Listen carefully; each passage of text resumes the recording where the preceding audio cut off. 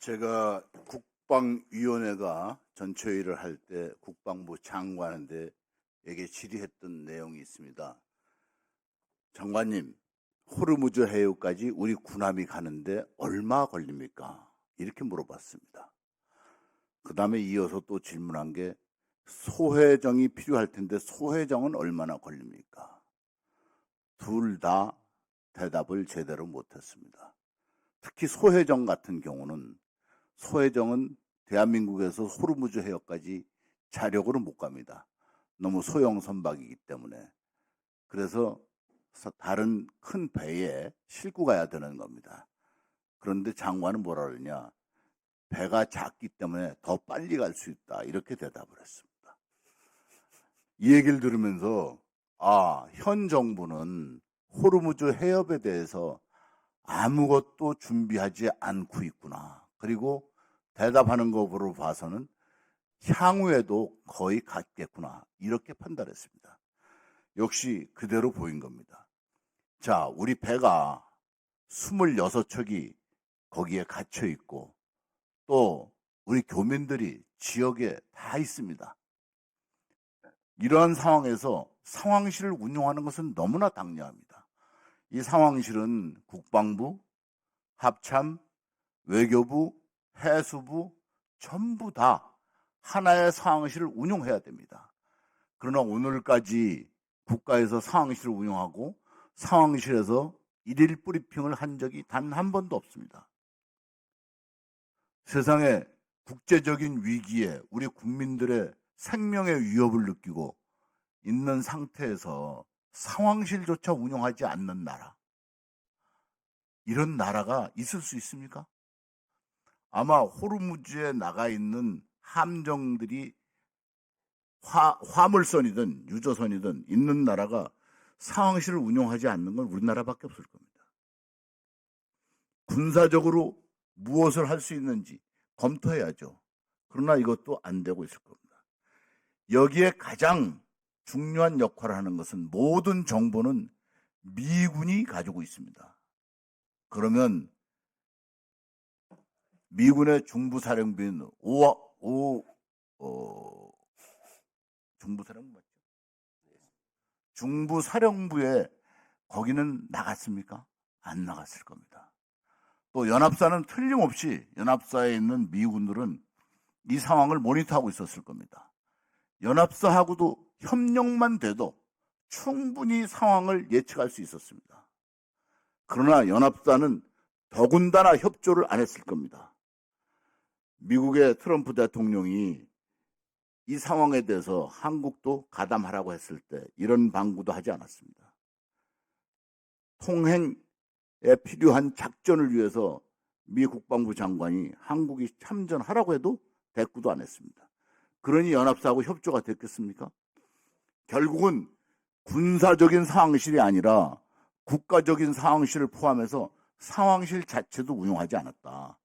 이건 왜 그랬겠습니까? 국민을 속이려고 안 했다는 겁니다. 국민에게 숨기려고 안 했다는 겁니다. 우리 국민들의 재산과 생명이 걸려 있는데 어떻게 상황실 운영을 하지 않습니까? 이번 남우호 사건 한번 보겠습니다. 남우호 사건 배에 대해서 지금 26척이 있다면 군대에서는 이렇게 할 겁니다. 상황판에 호르무즈 해협에 나가 있는 26척의 배 위치를 다 표시하고 움직이는 걸 전부 실제로 상황판에서 유지하고 있을 겁니다. 그리고 누군가 이 배에 대해서 컨트롤 타워가 있어서 가라 말아라 이걸 할 겁니다. 지금 우리 하고 있습니까? 제가 한다는 얘기를 듣지를 못했어요. 그러나 분명히 전쟁터에 나가 있는 우리의 배에 대해서 통제를 해서 어디로 가라, 어디로 들어가 있어라, 아니면 제복을 어떻게 받아라 이 얘기를 해야 되는 겁니다. 근데 국가가 이걸 안 하고 있다는 것은 국가가 주권을 포기하고 국민의 생명과 재산을 포기했다고 밖에 볼 수 없는 겁니다. 이런 면에서 이게 그냥 단순하게 사고가 났는데 이게 누가 때렸냐, 어떻게 때렸냐, 무슨 무기 같다 이거는 구체적으로 들어갈 수 있지만 크게 봐서는 국가가 국민을 보호하는데 전혀 나서지 않았다. 이건 책임을 물어야 됩니다. 통수권자에게 물어야 됩니다. 이렇게 한 것에 대한 책임을 져야 됩니다. 이 문제는 또 외부에서 했냐 내부의 폭발이냐 이것도 아주 간단한 겁니다. 아까 그림에 봐서 알겠지만 이 배는 누가 건조했냐면 중국에서 건조했습니다. 중국에서 건조할 때 CCTV를 약 20개 이상 이 배에 설치했다릅니다. 이 배는 아주 신형입니다. 외부도 전부 다 찍을 수 있도록 되어 있답니다. 특히 뒤에 있는 한미 부분에서는 아주 정확하게 볼 수 있도록 만들었다는 거예요. 왜? 사람이 밑을 들여다볼 수가 없기 때문에. CCTV에 이미 비행차든 유도탄이든 미사일이 와서 맞는 장면이 찍혔을 겁니다. 그거 간단하죠? 왜냐하면 배 안에 조타실에서 그 상황을 보고 있었을 거니까. 그러면 사고가 발생하자마자 야, 그 영상물 보내줘봐. 봤으면 금방 알아요. 이걸 모른다고. 미국이 얘기하고 이란이 얘기했는데도 모른다고 지금까지 있다는 자체가 국민을 속이고 기만하고 있다는 겁니다. 이러한 나라가, 이러한 정부가 어떻게 우리의 생명을 보호할 수 있는 나라라고 할 수 있습니까? 이 자체 말이 되지 않습니다. 국방부 장관도 여기에 대해서 한마디도 하지 않았어요. 얼마나 한심한지 모릅니다. 연합사와 협조만 됐어도 다 알 수 있는 겁니다. 그리고 CCTV 영상물만 보자고 해도 다 알아요. 지금 가지고 있을 겁니다.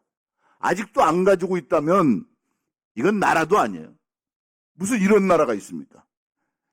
이렇게 국민을 속이고 국민을 기만하고. 그래서 저는 이렇게 생각했어요. 왜 이렇게 할까? 왜 국민을 이렇게 속일까? 왜 국민에게 기만할까? 두 가지 이유가 있겠죠. 지방선거. 지방선거에 유리하냐 불리하냐 이걸 따졌을 겁니다. 국민한테 알리면 불리하다고 생각했을 겁니다. 그러나 이미 국민들은 알고 있습니다. 국민을 속였다는 걸 알고 있습니다. 앞으로 계속 속이려고 한다 하더라도 안 될 겁니다. 두 번째는 이 문제에 대해서 실제로 이란에 50만 불을 보냈다고 하지 않습니까? 보냈다고 공식적으로 확인이 된 것은 뭐 제가 못 봐서 모르겠습니다만 언론에 다 나와서 50만 불 보냈다고 하잖아요. 50만 불 보내고 그리고 뒤통수 두들겨 맞고 왜 이란에 잘 보이려고? 이란은 어디하고 연결돼 있어요? 중국하고 북한하고 다 연결돼 있죠. 미사일은 지금 개량하고 개발하는데 전부 다 북한하고 짜고 했지 않습니까? 누구한테 지금 잘 보이려고 하는 거냐 이거요. 이거는 중국이나 북한의 비위를 상하지 않게 하려고 한 거 아니냐 이렇게밖에 볼 수 없는 거예요. 그래서 저는 분명하게 여기서 정부에 대해서 지적할 걸 국민에게 더 이상 숨기려고 하지 마라. 숨겨지지 않는다. 지금이라도 상황실을 운영해라. 아직도 배가 26척이 그대로 있다. 그리고 여기에 대해서 국익을 생각해야지 선거를 생각하고 또 적성 국가와의 관계를 생각하고 한다는 것은 있을 수 없다. 이제 이런 식으로 통수권을 행사하는 대통령에 대해서 국민은 실망하고 국민은 믿지 않고 국민은 통수권자에 대해서 앞으로 적개심을 가질 수 있습니다. 경고합니다. 이상입니다.